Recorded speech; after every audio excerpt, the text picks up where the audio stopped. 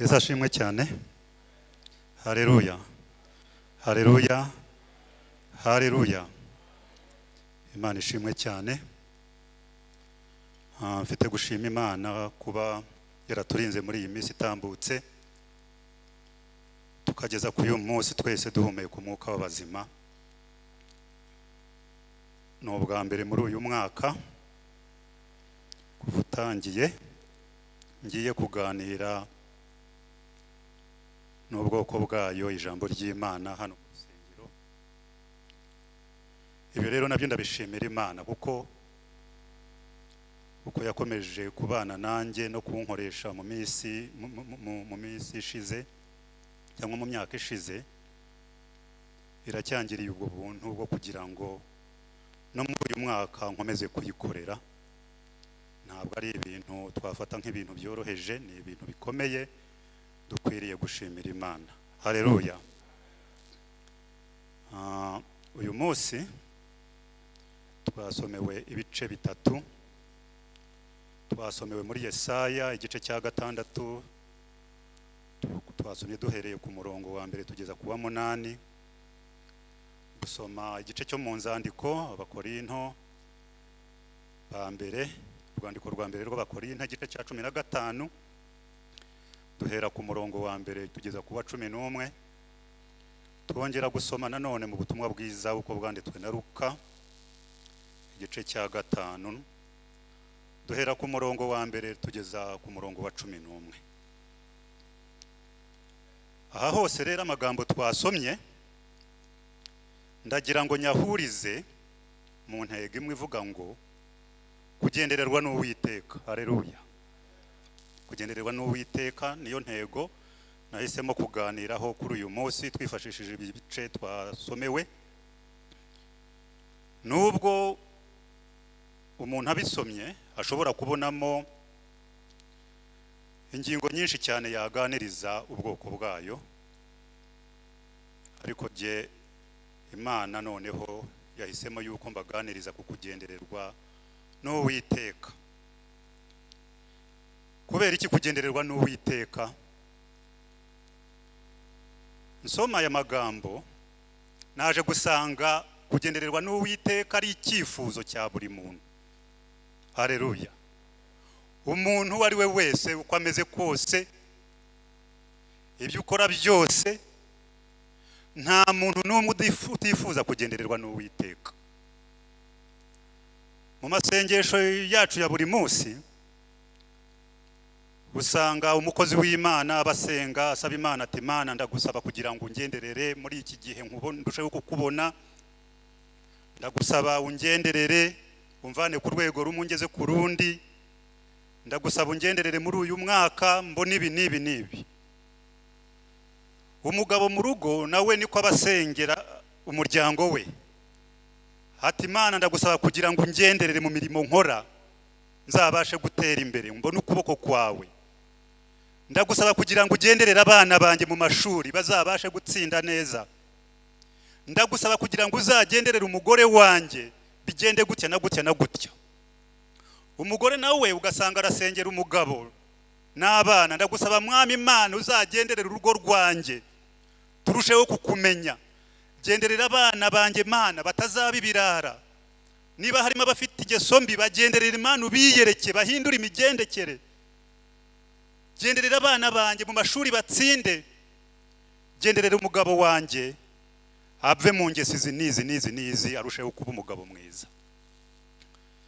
Abakristo mu itorero niko dusengera itorero ryacu ngo Imana irusheho kurigenderera izuko ububyutse mu nzo yayo mu bakristo, irusheho kutugenderera, yongerera abakozi b'Imana, bongerera umwuka, irusheho kutugenderera ikuza impano, irusheho buri muntu ku giti cye arifuza kugendererwa n'Imana. Haleluya. Nanjye ndabifuriza kugendererwa n'Imana muri uyu mwaka. Bwira mugenzi wawe uti James arakwifuriza kugendererwa n'Imana muri uyu mwaka. Amen, amen. Kugendererwa n'Imana rero kugendererwa n'Imana rero nk'uko nari mbivuze ni ibyifuzo bya buri muntu, ariko nanone Imana ishobora kutugenderera mu buryo butandukanye. Buri muntu aho imusanze mu byo akora bitewe n'iki mwifuzaho. Ishobora kukugenderera mu ijambo nk'uku nguku turimo kuryumva, ikakugenderera ikagusura biti kagira ibyihindura muri wowe. Ishobora kukugenderera igusanze mu muhanda ugenda. Ishobora kukugenderera utwaye imodoka. Ishobora kukugenderera igusanze mu kazi ukora. Ishobora kukugenderera igusanze uryamye.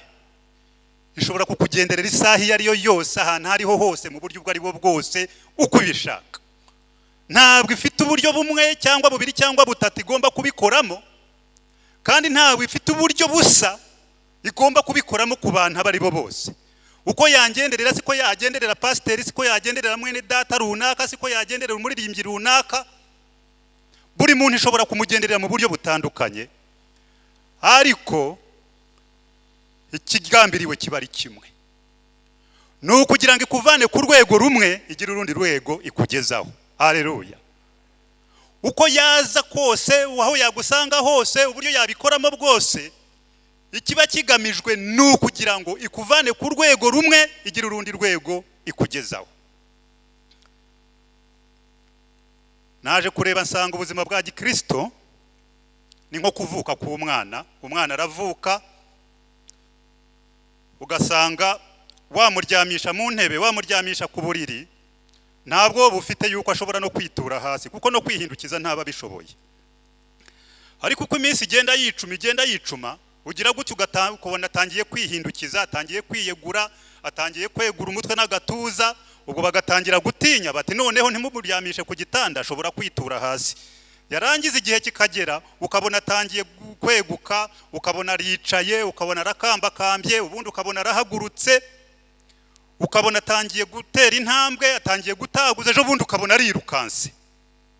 Iyo byose uko bigenda bikora, hari ikiba cyahindutse muri we. Hari urwego rumwe aba yavuyeho akagera ku rundi rwego, agakomeza gukura, akaba umugabo mukuru cyangwa umugore mukuru, agakomeza agakura kugeza igihe atahiye aviriye muri ubu buzima bw'isi.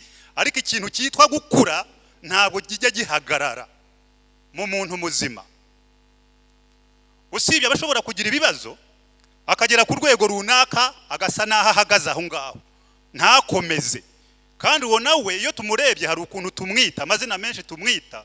Ushobora kuvuga ngo yaragwingiriye, ushobora kuvuga ngo afite ikibazo, ubumuga runaka, kubera yuko hari urwego atarenze. Ariko umuntu muzima agomba gukomeza gukura, ntabwo bihagarara ari uko umuntu avuye muri ubu buzima bw'isi. Mu buzima bwa Gikristo rero natwe twakabaye tugenda dutera intambwe buri munsi, dukura. Iyo uteye intambwe ukura, hari ibintu hari ubundi buzima winjiramo, kuko biragoye cyane gusanga umwana w'imyaka 12 ari muzima yarakuze neza, ugasanga arimo arakambakamba hasi. Unabibonye rwose wamukubita, kuko ibyo biba bitakaje, biba yarabitaye. Urwego agezeho ntabwo tumutekerezamo kuba yakora ibyo ngibyo. Pawulo ati nkiri umwana nakoraga nk'iby'abana.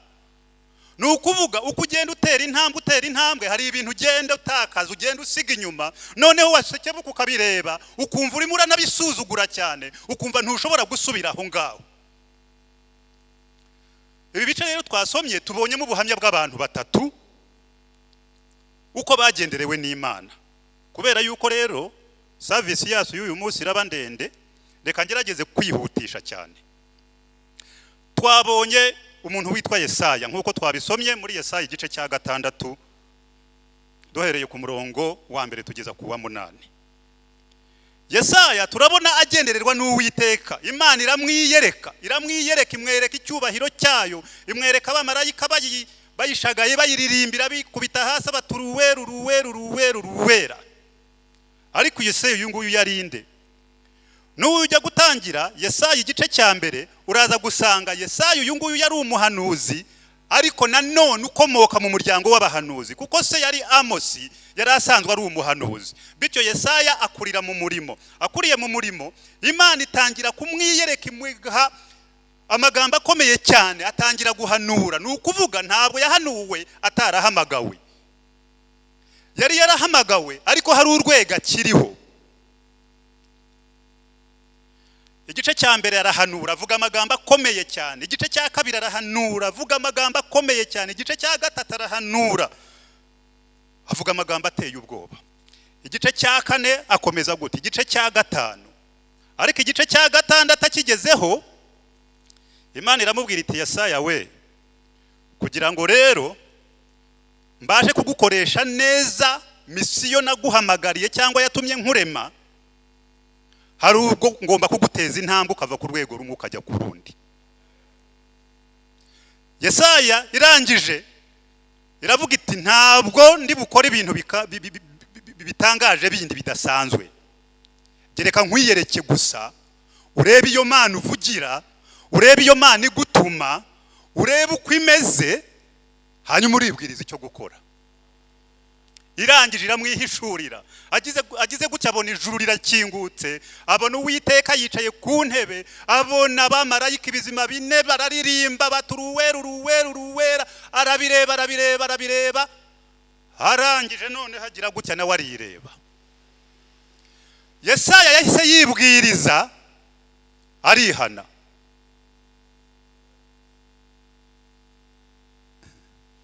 Reka mbabaze, none se mbere na mbere Yesaya yakoreraga Imana ari umunyabyaha? Ni cya kinini nababwiye ngo Imana iyo igukoresha ishaka kugenda utera intambwe. Uko utera intambwe ni kureba ukabona ibyo wari urimo, hari ibyo utari wagasobanukiwe. Nubwo yakoraga agakorera Imana, agahanura amagambo akomeye, akagira gute, ariko hari urwego yari atarageraho. Hariya hejuru ndahabona hari control room, hari umuntu wicayemo. Uriya muntu ushobora kumubwira nti rero wowe akazi kawe kazajya kaba kwicara hariya ugakorera akazi muri iriya control room, urareba ko iri hejuru hari urwego ruzamukayo. Uriya muntu rero ashobora kugenda yagera hariya agahagarara ntatera intambwe ngo azamuke ruriya rwego. Iyo atazamutse ibibaho ni bibiri. Icyambere nuko kakaza atazigera agakora, kuko ntabwo azagera aho namubwiye azagakorera.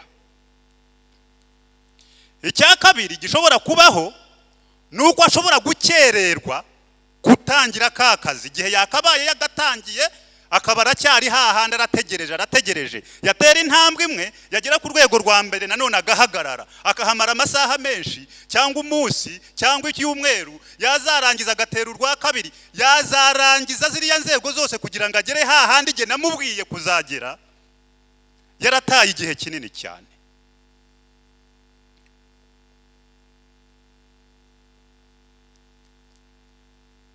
Abakristo benshi rero dufite ikibazo cyuko twahamagarwa tukamera nka Yesaya tukajya mu murimo, nyamara uwo murimo ukora ntabwo Imana yo gahunda yayo ari ukugarukira aho ngaho. Ibyo ngibyo ukora ni bike cyane ku by'Imana yifuza kugukoresha, ariko urasabwa kugendererwa n'Uwiteka akaguteza intambwe ukazamuka urundi rwego, ukazamuka ntabwo birarangira. Ikibazo twebwe ugira gute watera urwego rumwe, wagera aha ngaho wabona uvuze ubutumwa birakunze, uti karabaye genda umuvuga butumwa ukumva ugomba kuguma aho ngaho. Nyamara iyo uri kuri urwo rwego utaratera urundi rwego, ntabwo ushobora kumenya yuko uri umunyaminwa yanduye nka Yesaya. Biragusaba ko Imana ikwiyereka, yamara kukwiyereka noneho ukisuzuma, wareba kwera kw'Imana, wareba abamarayika birirwa bikubita hasi n'ukuntu hari abera kwera kwabo, ukabona ukwawe ntushobora kukugereranya n'ukwaba ari abamarayika. Nyamara wowe wareba ibyo ukora ugasanga nta n'ikimwe cya kangahe cy'ibyo abamarayika bakora imbere y'Imana. Birirwa bakora amanywa na nijoro bataruhuka, baririmba ngo uruwera. Warangiza wakwireba ukareba intege nke zawe ukatura. Ahangaha rero Yesaya yageze ku murongo wa 5 aravuga ngo maze ndavuga nti nishyano ndapfuye we, kuko ndi umunyaminwa yanduye kandi ntuye hagati y'ubwoko bufite iminwa yanduye, kandi amaso yanjye abonye umwami w'Iteka nyiringabo. Mbere cya gihe cyose yarahanuraga ariko ntabwo yarazi ikibazo afite, cyangwa se yarakiza ariko atazi ko ari ikibazo gikomeye cyane ku murimo w'Imana kugira ngo imugeze ku rwego runaka. Ku murongo wa 6 ngo maze umwe mu baserafi araguruka aza hondi afite ikara mu ntoke ryaka yakuje urugarama ku gicaniro ari inkoza ku munwa, arambwira ati dore riri gukoze ku munwa, gukiranirwa kwawe gukuweho, ibyaha byawe biratwikiriwe. Haleluya. Nukuvuga rero kubera kwa kwihana kwe kwatura ibyaha bye, akatura ibyaha by'ubwoko bwe, akwatura ibyaha by'abamuzengurutse byose. Buriya watuye ibyaha byanze bikunze Imana irakubabarira. Noneho Imana yatumye umumarayika ngo azana ikara ryaka rikoza ku munwa wa Yesaye, aramubwira ngo ibyaha byawe bigize gute, biratwikiriwe. Ku murongo wa 8 ngo numva ijwi ry'umwami Imana riti ndatuma ninde watugendera? Maze ndavuga nti ni jyewe bari gutuma. Arambwira ati genda ubwira ubwoko bwanjye ati kumva muzumva ariko ntimuzabimenya n'ibindi. Imaze kumukoza marayika amaze kumukoza ikara ku munwa, bya byaha amaze kubibabarirwa, noneho Imana iraje yongeye kumuha indi misiyo. Noneho irahamagaye ninde watugendera, kandi ahise abona yuko ari tayari aragiye. Ariko ubu ngubu ukuntu agiye kugenda bitandukanye nuko yakoraga umurimo wa mbere. Nyamara bamubonaga mbere ahanura bo bumvaga yuko ari biriya. Iyo mutubona tubwiriza, mukatubona turirimba, mukatubona dusenga, hari igihe umuntu yibaza ngo naho ngaho, nyamara y'Imana ishaka kuguteza intambwe ngo birenga aho ngaho. Ariko benshi ntabwo tugera ku masezerano Imana yadusezeranyije, bitewe nuko hari ahantu duhagaze. Turaza kubireba. Benshi Imana iba yifuza kutugeza kure cyane, duha amasezerano, rimwe na rimwe tukanenga Imana ngo irasezeranya ntisohoze, nyamara ikibazo kiri kuri twebwe. Ni nka rwa rugero nabahaye, nguriya muntu uje muhaye isezerano ngo azakorera hariya, ariko hari intambwe azagenda atera urwego kugeza ageze aho azakorera akazi. Nageramo hariya hagati ntabwo azagerayo, ariko ikibazo si jyewe wabimubwiye, ikibazo ni we utaragezeyo. Uwo ni Yesaya uyu nguyu we Imana yongeye kumwiyereka, yongeye kumugenderera, asanzwe ari umukozi wayo.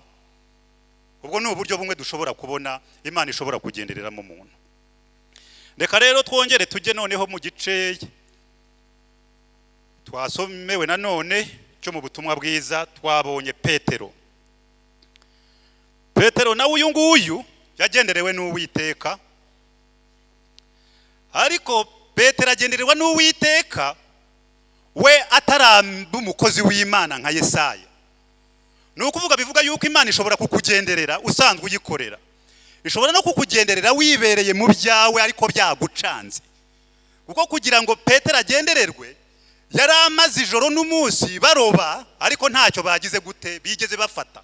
None hari aho ngaho byamushobeye ngo barimo koza inshundura zabo, bagize gute babona umuragabo witwa Yesu ariyiziye, kandi none ahita mu bwato bwe, aramubwira ngo bwigize imbere mu mazi mbaribwo nicaramo. Arangije yicara muri bwa bwato, abwiriza yicaye mu bwato bwa Petero. Ariko Petero na bagenzi be mwibuke yuko bari bamaze ijoro ryose nta fi n'imwe bafashe, byari byabacanze, bageze aho batendeka twoze inshundura zacu twigendere. Muri icyo gihe rero uri mu bintu ucandikisha byanze, Imana ishobora kukugenderera, kandi kenshi na kenshi kugira ngo ikugenderere irabanza ikaziba izo nzira wari wizeye, ibyo watekerezaga byose irarangiza ikabifunga, yamara kubifunga ikagusanga aho ngaho kugira ngo iguhindurire icyerekezo.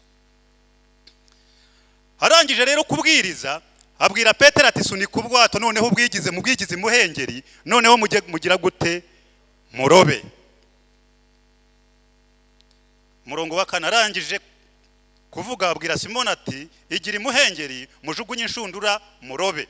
Simoni aramusubiza ati databuja twakesheje ijoro dukora cyane, nyamara ntacyo twafashe, ariko kuko ubivuze reka ndijugunye. Ngo babikoze bafata ifi nyinshi cyane, ndetse inshundura zabo zenda gucika, barembuza bagenzi babo bari mu bundi bwato ngo baze babatabare. baraza buzuza amato yombi bituma yenda kurengerwa. Simoni Petero ngo abibona atyo. Ubu ni umurongo wa 8 muwuceho akarongo mwumve. Simoni Petero ngo abibona atyo yikubita imbere ya Yesu ati va hano databuja kuko ndi umunyabyaha. Urumva ko nibyo nababwiye ngo Imana yikugendereye uburyo yazamo bwose ibifite intego imwe yo kukuvana ku rwego rumwe ngo kugeze ku rundi. Aha ngaha rero biratangaje. Yesaya we yari asanzwe ari umukozi w'Imana, ariko imaze kumwiyereka muri buriya buryo we yamweretse icyubahiro cyayo. None hije kuri Petero wimweretse imbaraga zayo ko ishobora gukora ibidakoreka ibidashoboka, kuko nta washoboraga kuroba kumanywa nijoro yabuza amafi. Ariko abonye ayo mafi nawe yahise amenya ati nagendererewe n'Uwiteka, ahita amubwira ati va imbere yanjye, va hano kuko ndi umunyabyaha. Nawe yatuye ko ari umunyabyaha. Nukuvuga kugendererwa n'Imana ntishobora kugusiga uko yagusanze. Icya mbere kirakwiyereka, icya kabiri yamara kukwiyereka noneho hari ibyihindura muri wowe. Yamara kugira ibyihindura muri wowe noneho nawe ubwawe iguha kwisobanukirwa uburiwe.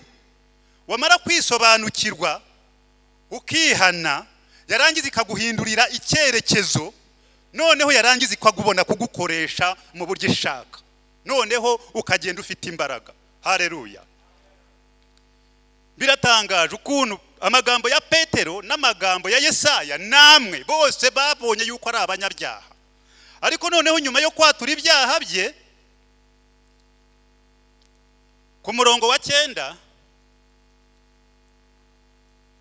haravuga ngo kuko ubwe yari yumiwe n'abari kumwe nawe bose babonye izo fi bafashe, na Yakobo na Yohana bene Zebedayo bari bafatanyije na Simoni, nabo birabatangaza. Yesu abwira Simoni ati witinya, uhereye none uzajya uroba abantu. Witinya, uhereye none uzajya uroba abantu. Kiriya gitangaza yakoresheje Yesu yagikoresheje kugira ngo amwereke ko ibintu bishoboka, ariko nyuma yabyo yamuhinduriye misiyo. Ati noneho nturebe ukurobya aba bafi, ukurobya ayo mafi, niko noneho guhera none uzajya ugira gute uroba abantu. 11 ngo bamaze kugeza amato yabo ku nkombe basiga byose baramukurikira. Ibyo basize na ya mafi yararimo. Ya mafi njya nibaza sinzi ibyabaye kuri aya mafi, ngira ngo abandi nibo bagize gute, nibo bungukiye muri iki gitangaza, kuko aba nubwo bayafashe ntabwo bagiye kuyaranguza ngo bayacuruze, ahubwo Yesu yahise amuhindurira misiyo. Ati noneho guvera uyu munsi uzajya ugira gute uroba abantu. Iyo ni intambwe imwe azamutse ku rwego rumwe, ariko se kugira ngo byari bihagije. Reka turebe noneho Yesu nako Petero wabwiwe kuroba abantu ari kuri uru rwego rwo guhamagarwa, agendanye na Yesu imyaka yose, kandi umwuka wera aranamusura akamuhishurira ibintu bimwe. Umunsi umwe akabamya turi Kristo Yesu umwana w'Imana. Yamara guhamya nanone baba bakivuye aho ngaho umunsi ukurikiye akajya gucyaha Yesu kuko avuze iby'urupfu bye, ati ntuzongere kuvuga ayo magambo, sinshaka kuzumva uvuga iby'urupfu rwawe. Yesu akamucyaha ati mva inyuma Satani, kuko ayo magambo uvuga ntabwo aturutse ku Uwiteka. Ni ukuvuga uwo Petero uri ku rwego rwa mbere arakora byose rwose, agakora neza, n'Imana ikamuhishurira akagira ibyo ashobora gutangaza. Ariko nanone nyuma y'igihe na Satani nanone akongera akajya mu kundi gutwi n'akamuhishurira ibindi, akaza kuvuga ibidakwiriye, Yesu akamucyaha. Uwo niwe Petero uri ku rwego rwa mbere, aho abakristo benshi tugira gute duhagararira aho ngaho tugahagarara. Ugasanga turakora ariko tukibaza yuko ari ibyo, ariko twakora ugasanga ntituragera ku rwego rwa Yesaya rwa rundi noneho rwo kugira gute guhindurwa ngo tujye ku rundi rwego. Ugasanga Petero ni wa wundi, niba hari umuntu umuteye ubwoba ashobora kuvanayo n'inkota akamuca ugutwi, ariko nanone ahandi ugasanga afite ubwo buryo bwo kugenda ahindagurika. Nguwo Petero uri ku rwego rwa mbere.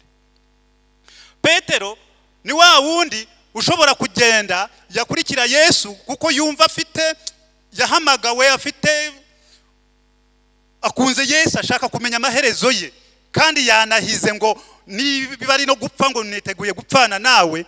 Ariko yarangiza yakumva bamushinje bati n'uyu yari kumwe nabo, Petero akamwihakana. noneho uwo Petero muze gusoma muri Yohana igice cya 21 muze kureba noneho uko byamugendekeye. Amaze kubona ibyo byose bibaye, Yesu baramujyanye, baramubambye, baramuhambye. Arangije ati murabizi bene data, nta kundi uwo twari twiringiye yagiye yadusize, noneho nisubiriye kuroba. Arabayoboye abasubije kuroba. Ariko Yesu, mwabantu mwe mujye mutinya Yesu. Yesu aratangaje. Uza gatendo yamukoreye. Yesu yamwibukije ibyamubayeho mbere ajya kumuhamagara. Amwibutsa agihamagarwa. Niyo mpamvu Bibiliya itubwira ngo wibuka aho wavuye ukagwa, noneho ugire gute wihane. Kubera yuko yasubiye kuroba, nawe Yesu yongorera ya mafi, arayabwira ati mwongere mukore ka gatendo kacu. Amafi nanone aba yabyumvise, ati twe twiyumviye Yesu akubwira ngo uzaroba abantu ntuzongera kuroba amafi, none ugarutse kudushaka iki? Amafi aragenda arihisha. Aragenda Petero ijoro ryose nanone arikesha arimo kuroba byabaye kwa kundi nkuko byamugendekeye mbere ahamagarwa. Arangije ari aho ngaho byabashobeye, Yesu araza ahagarara ku nkombe ngo bana banjye ngo mwabonye icyo kurya. Ngo twamaze ijoro ryose turoba ariko ntacyo twagize gute, ntacyo twabonye, ntibarakamenya yuko ari we. Arangije asubiramo bya bindi ngo nanone ngo mufate urushundura, ngo noneho mujugunye iburyo, ngo noneho murafata amafi. Babikoze barayafata. Noneho Filipo arangije ataruka urabizi uyu ni Yesu tu. Yahise yibuka bya bindi bya mbere. Akibivuga Petero turumbuka mu bwato, yiroha mu mazi agenda amusanga. Amusanze ati muzane kuri ayo mafi, barotsa bararya. Ariko noneho bicaye, Petero ntugire ngo yarayariye. Petero ako kanya yisubiyemo we. Yesu yashatse kujomba cyangwa kugugorokoshora, ntavunika nawe, nuko kwibutsa gusa ibyahise. Yakwibutsa aho yakuvanye, yakwibutsa aho wayigiye imihigo, yakwibutsa ibyo yagukoreye, wowe ubwawe ugatangira ukisubiramo, ukibonamo ububwa bwose, uti Imana mbabarira. Nako Petero nawe kubera aka kantu yamukoreye, akamwibutsa ya mafi ya mbere, akamwibutsa ukuntu yayarobye, nubarongeye yarabimukore, nta kintu yavunitse nawe. We yarabaganirije yicara hariya barya amafi. Ariko Petero mu mutima ati Mana yanjye ati ndi ikibwa tu. Yesu nongi nkugambaniye kabiri kose mu minsi itarenze ingahe. Ubwa mbere ejo bundi nakwihakanye imbere y'abishi bawe. Ndangije ndiramarira. Ariko noneho ubwa kabiri none ndakugambaniye, mfasha abantu wahamagaye mu murimo wawe, mbashubije mu burobyi. Noneho uko arimo kwishinja n'amafi yamunaniye, ubwo imitima yabiraganira ubone wa Yesu. Yesu arimo arabona ibyo yibaza. Arangije kwa kunda arimo kubyibaza ngo Petero we urankunda? Ngo ndagukunda mwami. Nukuvuga icyo kiganiro cyari hagati ya Petero na Yesu, bari abandi ntago bari bagisobanukiwe, kuko cyari icyo mu mutima wa Petero imbere. Bitewe n'ibyo we yabarimo kwibaza, yabaga arimo kwiga, yumva arimo kwihana, yumva arimo kwinenga ngo rwose ndakabije, kubera kari agatendo gusa Yesu yamwibukije. Arangije ati ragira abana b'intama zanjye. Barongera birira amafi baganira. Arangije abisubiramo nanone. Abisubiyemo ati Petero urankunda? Ati ndagukunda. Ati ragira intama zanjye. Ubwa gatatu abisubiyemo nanone ati Petero urankunda? Burya hari ukuntu Satani nawe ajya dusubiza mu byahise. Mu byahise ni ikintu umaze gusabira imbabazi, wamaze kwihana, iyo ashaka kuguca intege no arongera akabigarura akakwereka yuko utarababarirwa. Rero uko yabisubiragamo nawe Yesu niko yamubazaga ngo urankunda, akabongera akamuha misiyo. Byerekana yuko misiyo yari amufiteho n'ubundi ntabwo yahindutse kubera ibyaha bye. Haleluya. Cyane ko yabisobanukiwe akabyihana. Noneho ubwa gatatu arongera aramubwira ati ragira intama bazaza bagukenyeze bakujyane aho udashaka. Haleluya. Buriya rero sinzi, je nkunda ukuntu Yohana asoza ubutumwa bwe. Abusoza burimo ibyiringiro cyane. abusoza ubona buryoshye. Niba ari uko Yohana ari mu ntumwa zazindi zagendanye na Yesu, ubona uburyo nyine abyandika, arandika first hand information ku buryo ubona biraryoshye. Nifuje ko habasomera Yohana 21, reka turebe ku murongo wa 18. Yesu aramubwira ati ragira intama zanjye. Nukuri ndakubwira yuko ukiri umusore wikenyezaga ukajya aho ushaka hose, ariko nusaza uzarambura amaboko undagukenyeze akujyana aho udashaka. Wa 19 ngo icyatumye avuga atyo nukwerekana urupfu azubahisha Imana. Amaze kuvuga atyo aramubwira ati nkurikira. Bwari ubwakangaha amubwiye ngo nkurikira. Ubwa kabiri yongeye kuvugurura ya misiyo noneho. Ubwa mbere yamusanze aroba aramubwira ngo nkurikira, siga amafi yose aramukurikira, aramubwira ngo uzaba umurobyi w'abantu. Noneho aho yagize intege nke agasubira mu kuroba amafi aho kuroba abantu, nanone arongeye amaze kwihana, amaze kwisuzuma kigaya, aramubwiye ati noneho uko bizagenda kose, arangije aramubwira ati nkurikira. Arangije ariko igihe cyo gukozwa ikara ku munwa cyari kitaragera. Ikibaye nuko yihanye, abona na assurance yuko ababariwe, ariko none harababwira ati mugire gute, mugume mu murwa. Noneho umunsi umwe bari mu cyumba, biragusaba rero nawe kugira ngo utere intambwe ya kabiri, uve kuri yandi ya mbere iyo Petero yari ariho. Petero wa wundi uri ku rwego rwa mbere ukora bya bindi, ariko bikamubaza umutima, bimucumisa umutima, arabyatuye, arabyihanye. Noneho Imana igiye kumuha noneho imbaraga zituma ajya ku rundi rwego, kugira ngo noneho bya bindi atazabisubiramo. Bari mu cyumba basenga ku munsi wa Pentekoste, bari mu gusubira mu byanditswe, arahaguruka aravuga, agira gutarigisha, batoranya intumwa yagombaga gusimbura Yuda Iskariyote. Nyuma umwuka wera baramanutse. Yamanutse mu yihe shusho? Mu shusho y'umuriro. Yesaya yakojejwe iki ku munwa? Nawe ni umuriro. Umuriro rero ryakara Yesaya yakojejwe ku munwa ryasobanuraga umwuka wera uzamanuka mu ishusho y'umuriro, ariwe noneho uzajya twika byose akagira gute, akamaraho, bityo ukabasha gukora umurimo w'Imana ushize amanga, ya misiyo yuzuye ukabasha kugira gute, ukayinjiramo. Reka nje ngane ku musozo kugira ngo dusoze. Paulo we ntabwo ndi bumutindeho cyane, uwo nawe ni ubundi buryo cyangwa urundi rwego rw'umuntu Imana ishobora kugenderera. Paulo we yarwanyaga Imana. Twabonye uwakoreraga Imana, ariko Imana yifuza kumugenderera. Tubonye uwibereye mu bye byamucanze, iramugendereye, ariko igiye muzamura mu mapeti mu nzego. Tubonye undi noneho utabirimo, arimo arakorera Imana, ataza aribaza yuko arimo gukorera Imana nyamara arimo kuyirwanya. We nanone nawe umurabyo uraje. Umurabyo nanone ni wa muriro twabonye. Wahise yitura hasi, akitura hasi yumvise ijwi. Ibyo nawe bitandukanye n'ibyabariya, ariko byose intego nimwe ni ukumuhindura. Yamara kumuhindura ikamuzamura mu rwego, ikamuhindurira icyerekezo, yarangiza ikamuha umurimo akawukora. Nawe twamubonye arimo arahamya ati nanjye ubwanjye yarangendereye, yarambonekeye, ariko nubwo ari jye muto muri bose, yicisha na bugufi cyane. Ariko nawe arimo arahamya ukuntu Imana yagize gute. Ariko ikintu nabashije kubona, kwihana kwa Paulo ugiye kubireba burya koroshye kurusha kwihana kwa Petero cyangwa kwihana kwa Yesaya. Aba bari bamaze gusogongeraho. Bivuga rero yuko burya umukristo watangiye urugendo akajya mu murimo agakora, akagira n'inshingano ahabwa cyangwa se akagira n'urwego ageraho, tuvuga ngo ni umukozi w'Imana. Kwihana kwe, wabonye Petero ukuntu yarwanye nabyo, hariya yiga yagira gute mu mutima. Yesu agenda amubaza urankunda.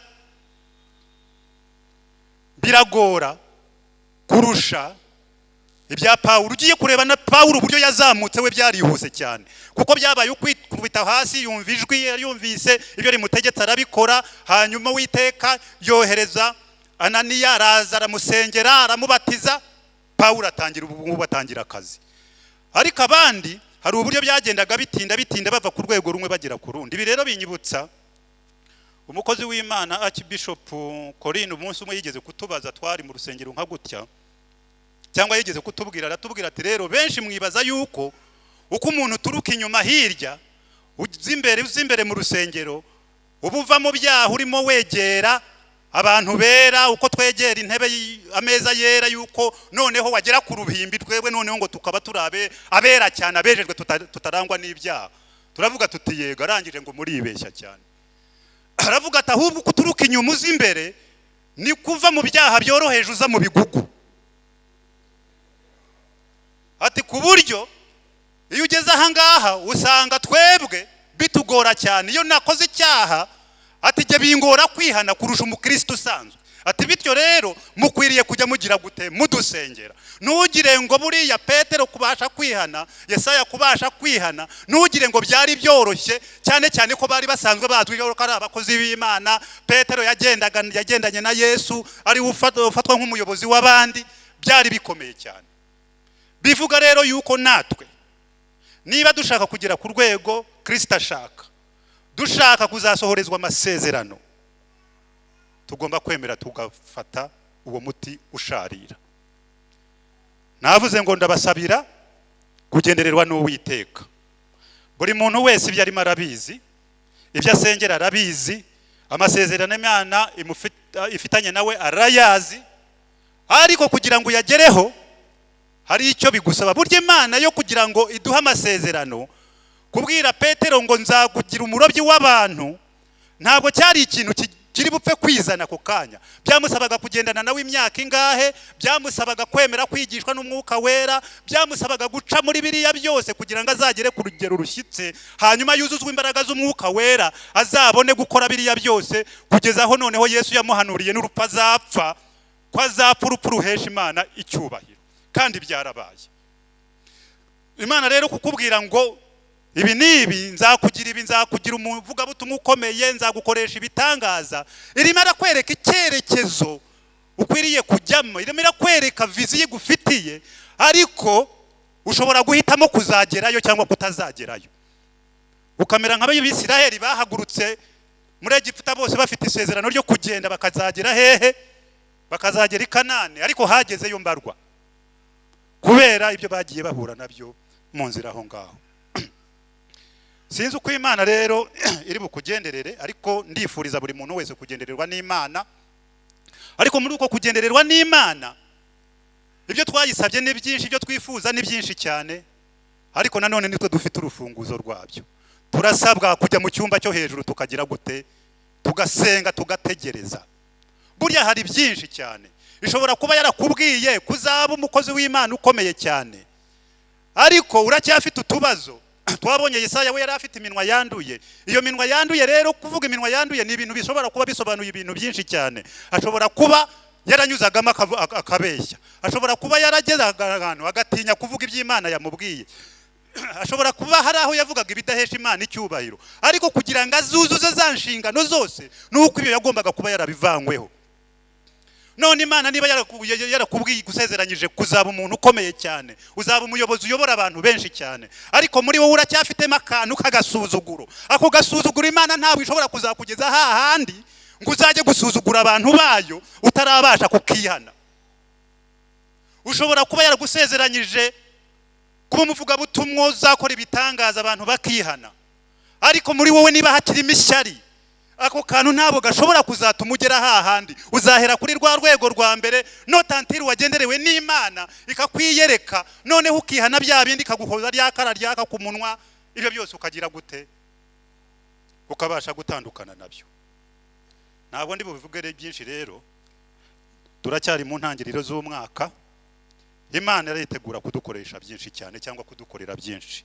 Amasezerano dufite ni menshi, ariko dushobora kuyihutisha cyangwa kuyatinza, cyangwa gutuma tutanayageraho. Muri ibyo byose rero, reka tugisengere kugira ngo Imana yongere itwiyereke mu bundi bushya, itwongere kutugenderere. Reka duhaguruke dusenga Imana.